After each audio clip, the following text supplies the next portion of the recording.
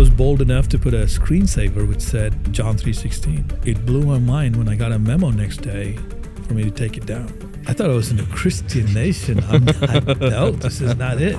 There is a big war for our time. We have work going on. We have parents, schools. And there is a Christian rat race. We don't launch our kids enough, especially our boys. We're worried about our kids getting hurt in soccer games, whereas in Africa, kids are crossing jungles. If you're not discipling your kids, somebody will.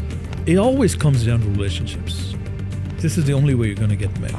Welcome back to the MakeReady Podcast. My name is Brian Sims, and today I get to sit down with Deepak Benjamin.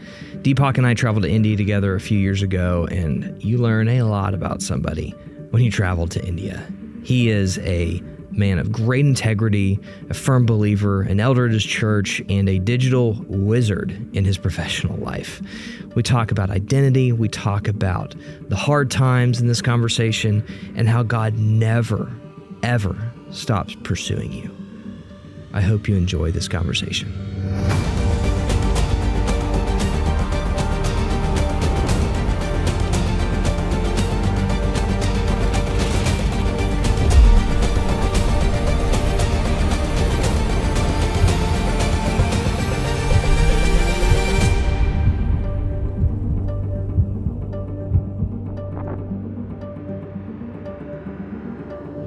Deepak Benjamin. Who are you texting with right now? You have two phones over there, by the way. I know. It's. I hated it when my firm went two phones, but now there is a clear separation because I'm walking around with just my personal phone. I have no idea what's going on with work. You should put a red case on one of them so you have like a red phone so people think, oh, he's using the red phone. That must be really important. Wear my MAGA hat with it. Your MAGA hat. Just and then flip it over. Yes. Dude, we have a lot of really fun history together. We do. Going to India, building websites, and I don't have that shared history with anybody else. That is pretty cool, isn't it? Mm-hmm. I still remember you and Scott walking around with what only seemed like nasty roads. Like, in India with the cameras in India. Oh my gosh, dude! And y'all are walking out with your flip flops on. Yes, and you're like they just don't pour. Yeah, bless their heart. I know, but here I'm standing away from y'all. I want nothing to do with that. Walking around India in flip flops. Completely wrong vaccination for where we were, no big deal. And y'all brought your wives with y'all. That was awesome. Brought our wives. My wife was pregnant, though she didn't know it, which she may not have come to India while she was pregnant had she known. I said no, yeah. But yeah, exactly. What are you doing now? Dude, I've been busy. Yeah? Some good, some bad, but definitely a bit of a transformation in how I see life. How's that? Well, let me see. A couple of years ago, I rolled off being an elder at my church. I'm going to take a 2-year break. I decided I'm going to go focus on my career, and I'm going to go catch up on the last 6 years, and that led me to nowhere. It led me to darkness. It led me to a place where there was no joy. It's not a place of joy. But yeah, God's working. I mean, definitely working. And then I had did you know I had my medical event? No. I had a heart attack. What? I know. No, I did not know this. I was riding my mountain bike on the trail when I had a heart attack. I called wake-up call from God. My gosh. That was the time I was debating between going back to being on the elder board or not. And everybody thought, okay, he's going to walk away. No, God was really clear. He's like, go back. Mm-hmm. So I'm back. Very different perspective now, looking at life and work and identity has come back a lot in my life. What is my identity? I have a lot of identities that I can kind of put on, right? Work, church, father, Indian. That's an identity. Yeah. That's something we struggle with. Christian can be an identity and not a way of life. It's easy to be put on an identity of a Christian and then pretend and have a facade and play Christian. But Christ says, imitate me. Like he wants Christ to be our identity. Yeah. It kind of gets lost in the noise. So what was it like to be, to struggle with that? Unpack that for me a minute. Yeah, this is turning into therapy. Yeah, sorry, did you lean back a little bit? I don't think that's uncommon. That's why I asked that. No. I think that is extremely common, especially among men today. It is. You get in the rat race, and there is a Christian rat race. There is a way that seems right to man in the church. And I think a lot of men are in that. Build the right family, build the right children, be at this event or that event. And finding your identity in Christ is something that is not even understood. Yeah. That's why I asked that. No, it's a great question. It's that your identity is in Christ. That happened when you were saved. You know that. You put on a new identity. But there isn't a daily intentional act of reminding yourself of putting on that identity, which, you already have it. I would say putting on seems almost like you take it off, but you don't. But it's intentional. You can lose track of it in the noise. So what does it look for me? A lot of hiding. It's easy to hide behind stuff. The first thing that gets hit is your fellowship with other brothers. You know me, I'm an extrovert. If anything, I'm an extreme extrovert. Yeah. I became unrecognizable. I became an introvert. Sitting at home in my corner, not interacting well with my kids, anxiety. Yeah. Did other guys see this? That's another thing we're good at as men. We wear our masks gloriously. We can kind of dabble in the surface and then just hide. But no, there were the ones who care about me, who know me, clearly found that out. It was evident because I'm not leading out in some of the usual places I do. I'm not mentoring people anymore. Every conversation goes back to work. That's a sure telltale sign of what becomes important to you. It's not Christ. It's not family. It's not your hobbies. Your hobbies take a hit, right? I stopped writing, which is unheard of. But yeah, it's you start to go into your little shell, right? That's the part my wife noticed the most. Like, what the heck is going on? Who is this guy?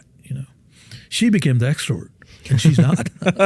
Oh my gosh, no, she is not. And what was the catalyst for change? To like, what did God use to entice you out of that? See, that's the thing, right? The catalyst for change is there every day. You're shunning it. You're almost quenching it, right? It's not it's available. It is. It is not an epiphany that you're going to come up. It's there. Christ is in your heart. If you're a believer, Christ is given to you. Holy Spirit dwells in you, and He's nudging you, but you keep quenching it. But my job. But this fellow said this happened, that happened. It's easy that we justify the quenching of the Spirit with our life and the injustice, and I air quote it, because injustice to me these days is very subjective and relative. Yeah. I mean, do you think that we intentionally, I mean, is that part of our nature to quench the things that are good for us and to feed the things that are bad for us? Yeah, that is our sin nature. It comes naturally for us. And I see that, you probably see that in your little babies. Oh my gosh. Right? It's easy for us to quench that. I won't even call it a soft, what do you call it, these quiet voice? No, it's not. If you've been a Christian for a while, it's a loud voice. It's clear, it's audible. It comes from various places, but it's easy to quench it. Yeah. Yeah. And you feel that something is not right. It's almost like shaving against the grain, or I don't know what that means, but or cutting your brisket. No. Kicking against a thorn bush or something like that. It just hurts, but you continue to do it. You keep kicking on it at a thorn bush. Yeah, like I know this is not what I should be doing, but I'm going to do it anyway. Yeah. What talk about now, man? I mean, you're talking about getting back on the elder board. I mean, you've obviously got so much just insight into how that was. And again, we weren't running together during that time. We were running together before that. The Deepak I remember is the Deepak I'm seeing right now. Right. Just in a place and state of mind that the Lord is the number one focus in life. Everything else supports that.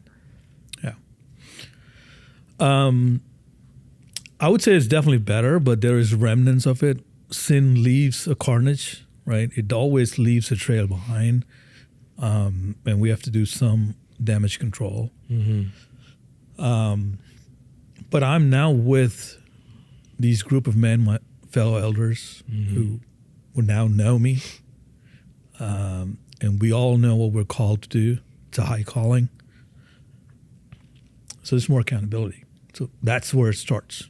Bring back all the accountability. Bring back all those clear, Christ-centered voices back into your life. It's amazing when you do that. It's accountability is not this constant nagging, which a lot of people think of it that way. Accountability is just knowing that other men care. Yeah. And knowing, you don't even have to say anything. Just knowing that question can come. Yeah. Or that concern is there. And that is almost like my kids being in a room with a remote in their hand, telling them, don't watch, we're going to be out, versus I'm in the next room. Yeah.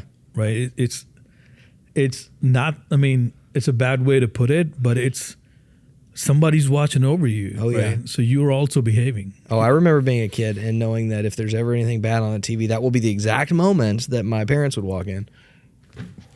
Where's every that time? remote? Every time. Every time. Yeah.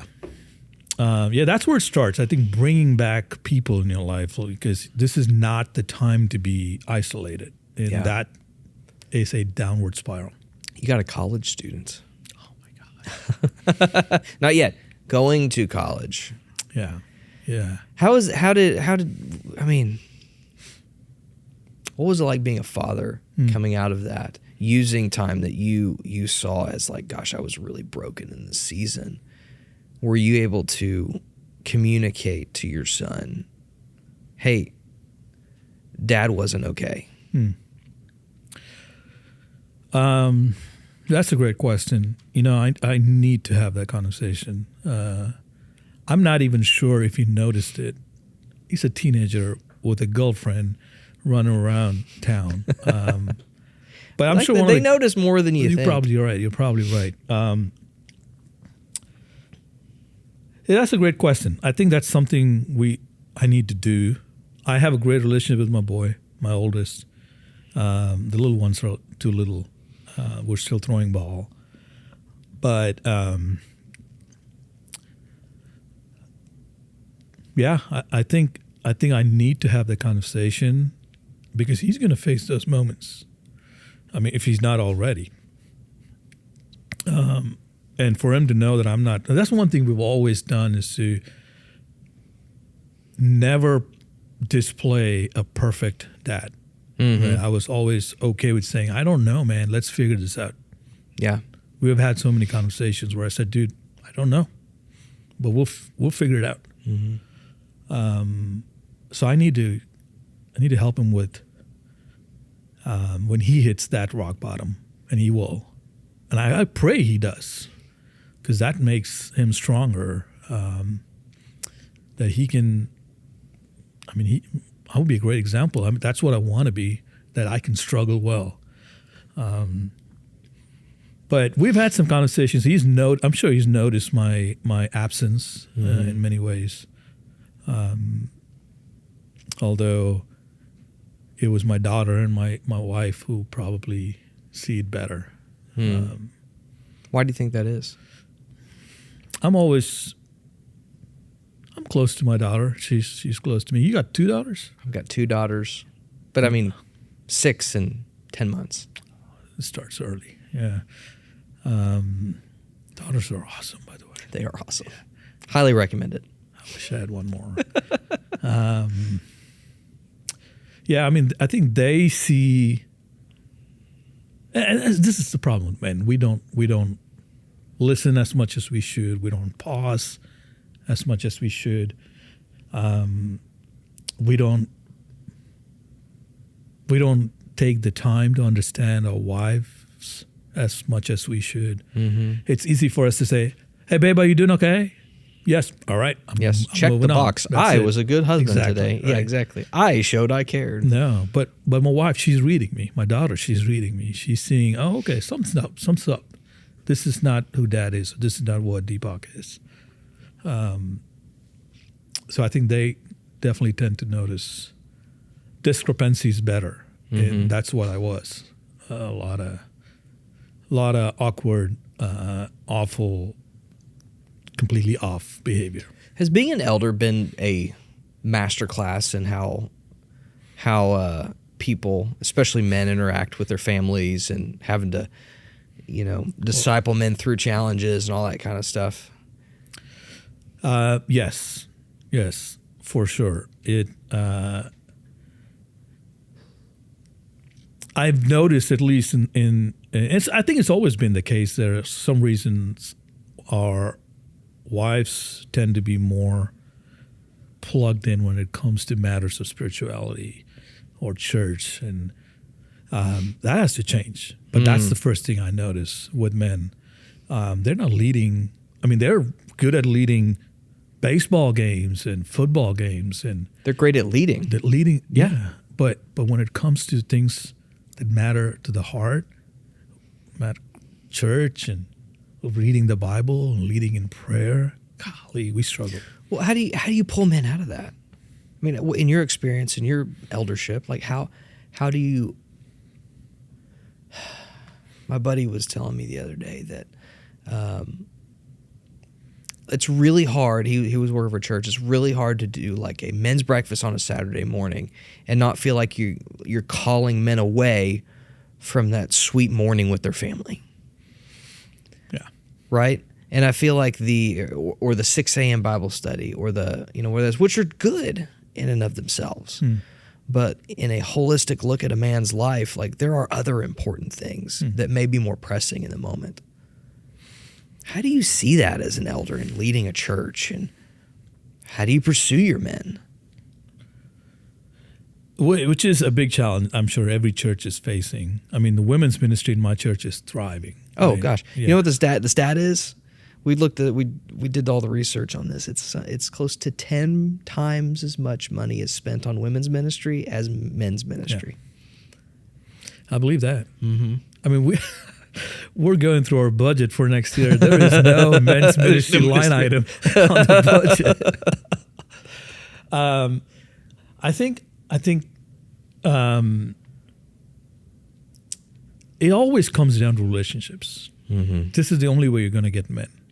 You're not going to put a flyer out there or an email out there and expect men to come join. Men come when they know at least one other person. There needs to be, trust me, you're right. Our time, there is a big war for our time, right? We have work going on. We have games and parents and schools and our hobbies, which is important for us. And there's everything fighting for our time. And to add to that and say, come on over for a breakfast for 2 hours and let's talk about Jesus, they're like, I don't know, right? But the only thing that's going to make it lucrative for them is if they know people, relationships. And that's what helped me out of the pits of whatever I was in, is people reaching out to me. Once we hit that kind of the hurdle of having key relationships, men respond well. It's quality time with people I respect or learn from or look up to, or people who care for me. So what we do is typically make personal calls. Hey, we have a breakfast tomorrow. I would love for you to join. I'll be looking out for you.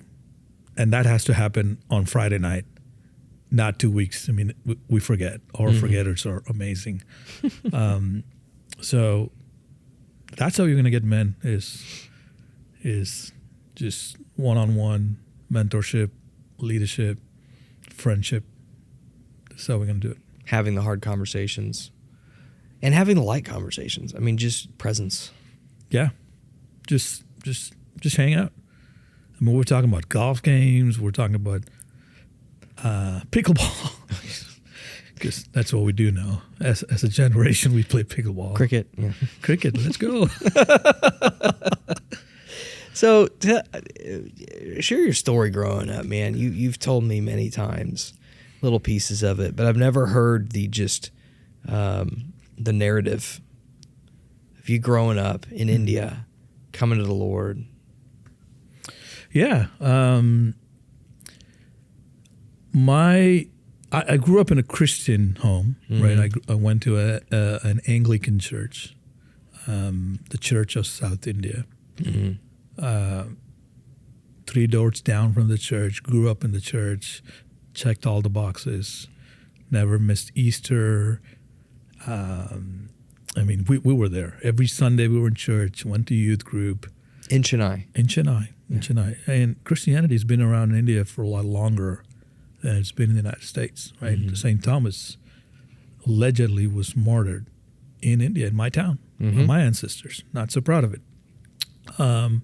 But the return on investment has been bad. A lot more Christians down south versus north. Still a lot of unreached people groups. That's still there. But I grew up, I think I will say I was the fourth generation Christian, maybe third generation.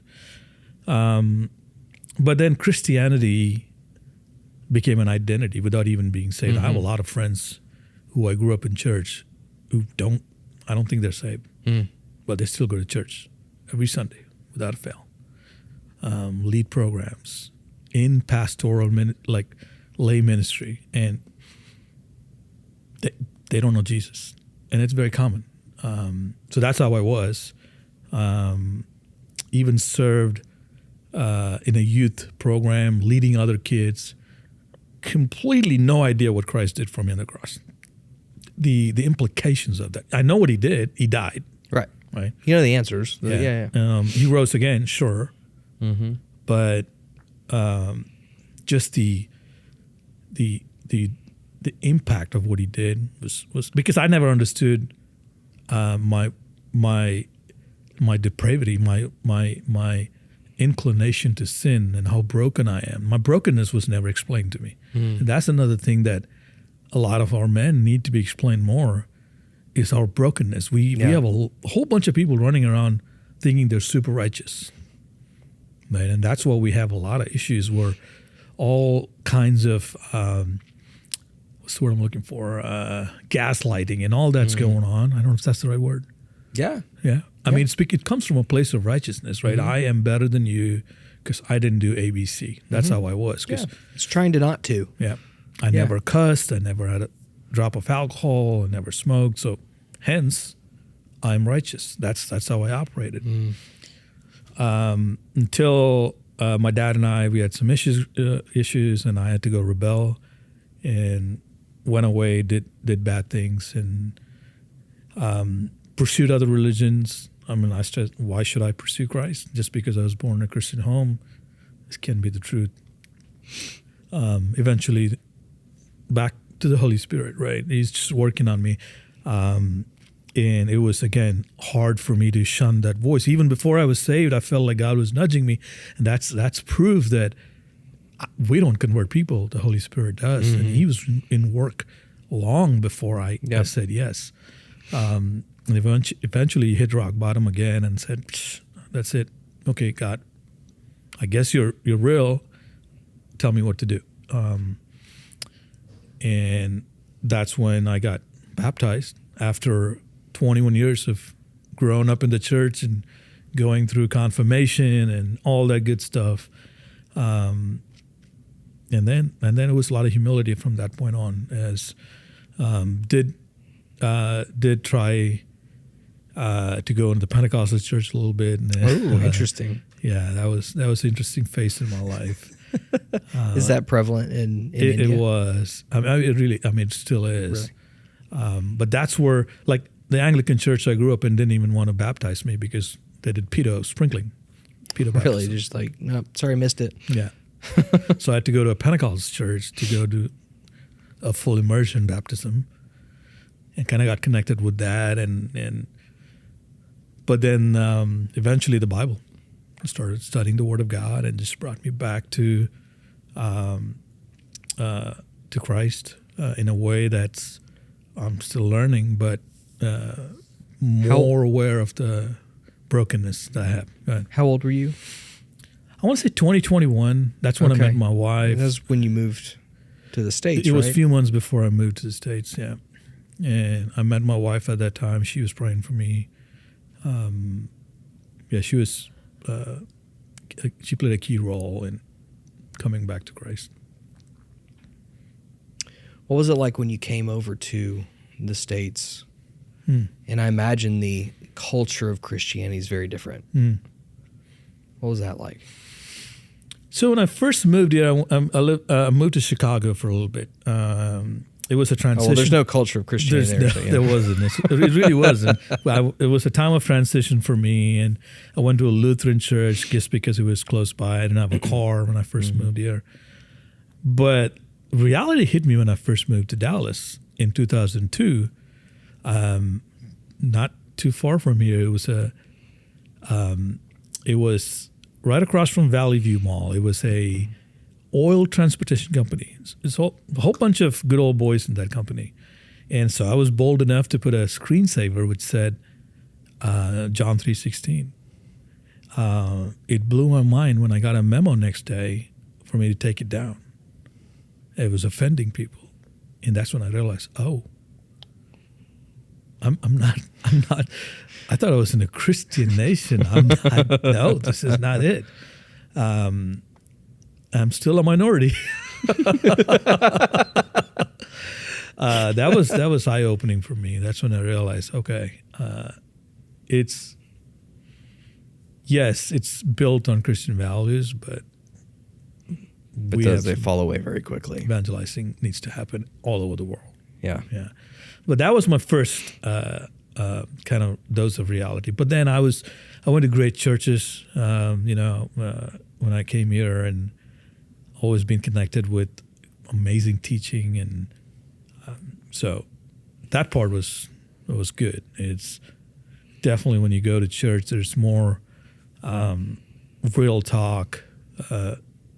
If you want to, there's real accountability. If you want to, authenticity. Yeah, there's more authenticity. That always fascinated me, which I didn't have growing up. It could be changing now in the Indian church, but growing up, it was nobody talked about sin or life or feelings or emotions, those were forbidden.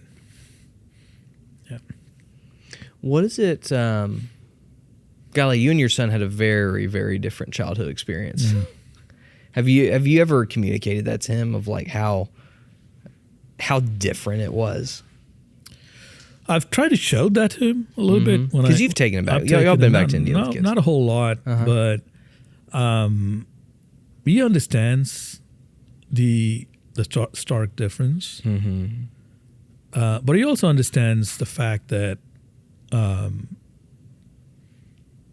that the biggest thing that mattered to me, at least from his life, is Christ. And Christ, even though I wasn't saved back when I was growing up, Christ was present. Concepts, conceptually. So sure. that doesn't change. But in terms of just day-to-day life, oh yeah, I mean, the boy's entitled. But he's a good kid. But he may listen to this, so you gotta. Oh my gosh! I hope he does. He knows that. He knows that. Still doesn't eat Indian food though. That's my biggest. Whoa! He doesn't eat Indian food. Yeah, 1 out of 4 doesn't eat, so that's not a bad thing. That is, you got your. You did okay. Mission accomplished. Yeah, I'd say.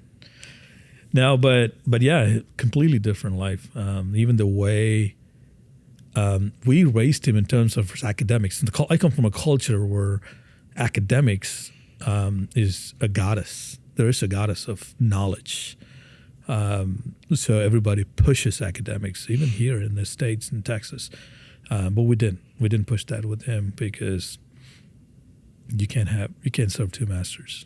Right? Mm-mm. Christ is the only thing we always pushed. I don't care what you become, just as long as you pursue Christ, and then follow the Bible. That's where we always pointed him back to. So he knows what we need. So he's always been good at that. He got saved early, got baptized early, always in church. I don't know. He's leaving the nest. We'll see how it all works out. How's that feel? Like, I mean, you've 18, right? So you've almost 18 years with this human being that you're about to, you've worked on the boat, you've worked on the ship, and you're about to just let him into the ocean. Yeah.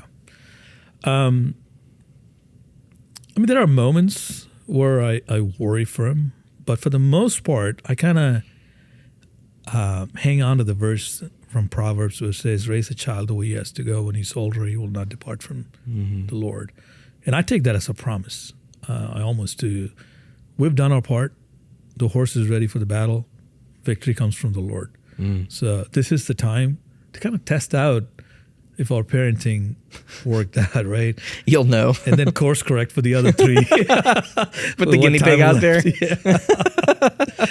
Let's see if it floats. Oh, God. Let's add some ballast. Yeah, I was the firstborn. My parents, I was trial ground. And so was I. Yeah, so now, I'm excited for him. I'm excited for the possibilities. I'm excited to see what God's going to do in his life. No, I can't wait. Mom, on the other hand, is in a different space. But I'm excited. I'm ready to send him out. I think we don't launch our kids enough. Just launch them. It has to be sooner, not 18. There are cultures where it happens when you're a teenager, where you... Is that an Indian thing? I don't think it's an Indian thing, but it's... I mean, even in India, there's the urban thing and there's the rural thing. Yeah, it's completely different. An urban Indian would be very similar to anybody in Dallas, versus you go to a rural culture, it's completely different. But I'm talking more, I don't know, maybe out in Africa or somewhere like that. I mean, Francis Chan talks about it in one of his books where here we are sitting in worried about our kids getting hurt in soccer games, whereas in Africa, kids are crossing jungles and forests and full of militants to go spread the gospel at the age of 12. I mean, it's a whole different perspective. So, yeah, I think we need to do a better job in launching our boys, especially our boys. And you have one. I have one boy. It's 4, so he doesn't need help doing anything. He thinks. That's awesome. Yeah. Giant. He's a giant made of rubber kid. It's so much fun though, dude. Oh my gosh, it's so much fun. What's his name again? Henry. Like just soaking up these moments is such a like clear and present thing, because it could go by so fast, and it does go by so fast. And just reminding me and my wife remind ourselves all the time, like, you've got to be present. You've got to be here for this, because it happens once. Yeah. And if you miss it, you miss it. No, and if you're not discipling your kids, somebody will. Yeah. I mean, that's the best case scenario, where someone's discipling them or someone's just completely leading them astray. Sure. I mean, the world's going to disciple them. Yeah. Like the world's going to pick up the slack the moment you allow it to. Oh, yeah. Yeah. It's especially now. There are too many voices. Just pulling them apart. How have y'all done the social media thing? Well, early on, we had, all my kids still have screen time. Sure. My almost 18-year-old still whines about it, that he has screen time. But he's got a lot more flexibility. The rest, we control. Everything goes through us. We have Instagram, and social media is not a thing of age. It's a thing of maturity. So it was different for my son, different for my daughter. And the twins, they're not getting social media anytime soon. It's like giving them a car. It's like giving them a new responsibility. We need to gauge and know our kids well, and we need to be present. We need to know. They need to know that we know what they're up to. Mm-hmm. If they get even an inch of doubt that we're not watching them, they will go rampant and just go crazy. Yeah, I mean, the whole car analogy is such a good one, because like you can use it to transport good and to transit between relationships and different things and do great good, or you can drive it through somebody's living room. Yeah, absolutely. That's exactly it, and it comes with responsibility. So that's how we've always looked at it. And have they been stupid and doing dumb things? Sure, they have, and they've learned from it. Mm-hmm. And we were there to pick them up and help them with it. When my daughter gave her username password to someone who sent a message, or account got hacked, or my son created another account without us knowing. We were there when it happened. Yeah. Those were great moments, teachable moments. And I live for those moments. How do you manage because I hear you saying this and I love it. It's giving children and young adolescents the freedom to fail. But how do you keep it within the guardrails of you can fail, but you can't fail ultimately? Does that make sense? It does. That's a risk you have to take, and that comes with the foundational components of how we raise them, and the fear of the Lord is instilled in them. When I say fear, it's not trembling fear, but it's more of that God is God and He's over all things, and that's always been something we talked about to a point. I remember one of my kids, when they wouldn't go sleep in their room by themselves, and then we said, "You need to go in there." And they say, "Oh, no, I don't want to go in there. There's somebody in there who's dead. Jesus is in there," right? They almost took it literally that God's watching them, which is a great thing for them to know. So I think the fear of the Lord is important. It starts early. But failing ultimately, that's a risk. That's something we always know could happen. But we trust them, let them fail, and then just be less judgmental. Although my kids might say that I'm super judgmental. That's a different story. Well, there's a difference between being judgmental and firm on truth. Yeah. Right. And to where you can be firm on truth, but then just gobs of grace. Yeah. And I think that's a balance that a lot of men especially have a problem striking that balance. Yeah. I mean, I know I do. I did too, yeah. It's easy to come back to our kids with snarky, sarcastic comments versus words of affirmation when they fail. It could be as simple as, there was a time when my son bumped into everything, like coffee tables, which always existed. It's easy for me to say, dude, it's right there. It's always been there. Versus helping him say, dude, can you be careful? Or do you want me to move it? Not once did I say that. It was always some sarcastic comment, and he went, oh, and then he walks away, right? Yeah, it's a small thing, but it's easy for us to look at their mistakes and be a smart butt about it, and that's not going to help them. Just helping them navigate through that issue, sitting with them, and sometimes even being silent about it, just listening to them, or maybe giving them their space. That's always helped with my oldest. When he goes through issues, I remember the time when he said a bad word, and we look at him, he ran straight to his room. We left him there. We go back, he's a mess. He's weeping his eyes off. And we said, I don't think we need to punish him anymore. I think that this is enough. Mm-hmm. And that was great. And he's never just the anticipation. Yeah. And not the anticipation, but just the regret. Yeah. Let them bask in that for a little bit, right? And think about what is the consequence going to be. Yep. Let them think about it a little bit. And then you walk in and say, dude, grace. Just don't do it. Yeah. And he's never done that since. So that worked. I've been workshops, wrong word, but I this has come up many times in conversations with guys recently, is the idea that discipleship, the most acute discipleship, happens when you don't know that it's happening. When people are just observing how you are living your life. We tend to silo discipleship into the ministry opportunities, into the Bible studies, the sermons, the intentional conversations.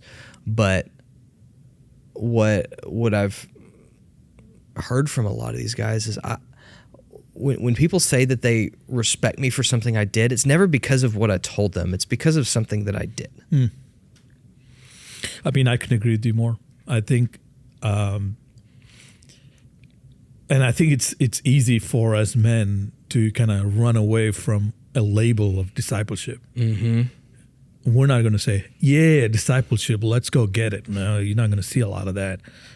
But almost serendipitous, is that a word? Serendipitous is a word.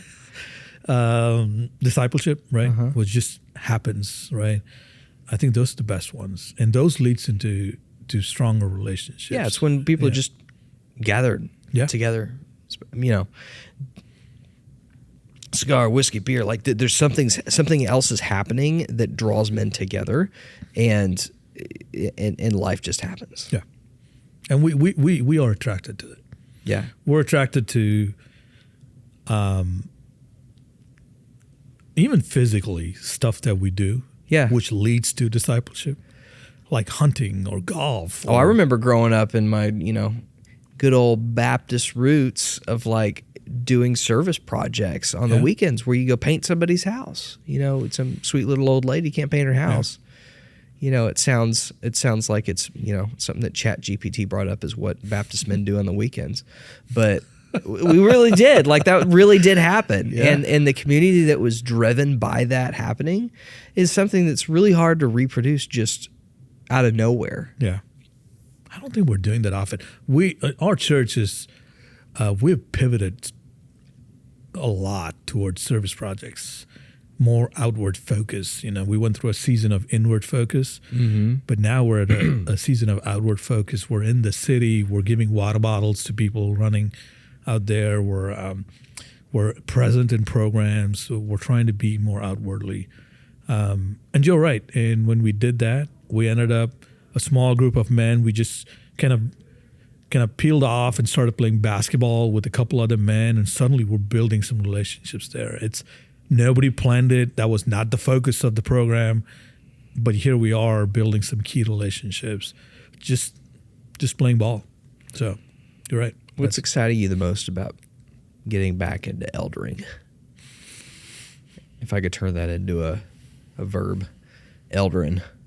Well, there's a couple of aspects of it. Personally, there's something personally, right? For me, it brings back my focus of this a new goal that I have to pursue Christ in this way, which was lacking, which gives me a I won't say newfound purpose. It's a reinstilled purpose that I lost. But other than that, the fact that I get to hang out with people and solve problems. The budget's not as much because we're going through our budgets. But then church, just doing church administration, even though it has its own ugly underbelly, but it's fulfilling. You feel like you're doing something. You're not recognized a lot. You're blamed a lot. Yeah. But somehow I just crave for it. I just want to be in that space of serving Christ, serving God, and where you get to hear stories, impact people's lives, and kind of use the gifts that God's given me. I think naturally I feel like I'm good at that. So I feel like, and that's part of the problem, I think, in the last couple of years. Well, I was going to say, like, when we stop doing what we're good at and what God's gifted us to do, like, we waste away. And that's what it sounds like. Yeah, it sounds like the misery comes from just, God's not calling you to waste away. Yeah. Spot on. I want you to be alive. Yeah. Yeah, that's what I'm excited about. Mm-hmm. Let's go. Well, proud of you, Deepak. I'm so encouraged by you. I appreciate your friendship. Yeah. I have been so encouraged. And the gap of time that has, God has chosen to allow to happen, that we haven't been hanging out together, I pray closes and we can spend more time together. Let's fix that. I need to see your kids. That's crazy, man. I haven't seen the house in such a long time. Golly, I think I had one kid last time I saw you. Is that right? Fixing to have one. Fixing to have the first? I think so. Wow. Yeah, that was a long time. This was right after 6 years ago. She went through her medical episode, and right after that. Yep. Golly. Well, Deepak, anything else you want to say? Oh, man. I mean, because you're just one of the most profound people, and when somebody says something profound with an accent, it just goes so much further. It's like an extra boost of rocket power to something wise. If you needed an accent, you should have asked. I could have turned it up a little more.